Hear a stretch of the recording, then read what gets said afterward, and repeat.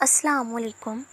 کوئی کام ہو نہیں پا رہا، اللہ سے کہہ دیں اللہ تعالیٰ مجھ سے کروا لینا پلیز۔ کسی کی بات بری لگ گئی، اللہ سے صبر مانگ لیں۔ کوئی خوشی کی خبر سن لی، کوئی نعمت مل گئی، فوراً اللہ تعالیٰ سے شکریہ کہہ دیں۔ کچھ چاہیے فوراً اللہ سے کہہ دیں۔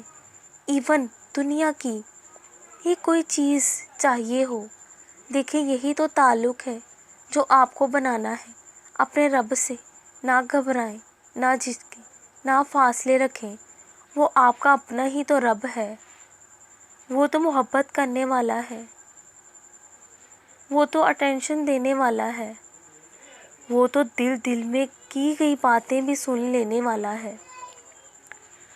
بہت دکھ کی بات ہے اگر آپ اپنا غصہ باہر کسی کے سامنے یا اپنے پسندیدہ انسان کے سامنے کنٹرول کر لیتے ہیں، مگر اپنے والدین کی بات برداشت نہیں کرتے، ان کو غصے میں بہت کچھ بول دیتے ہیں، تو پھر آپ اچھے نہیں ہیں۔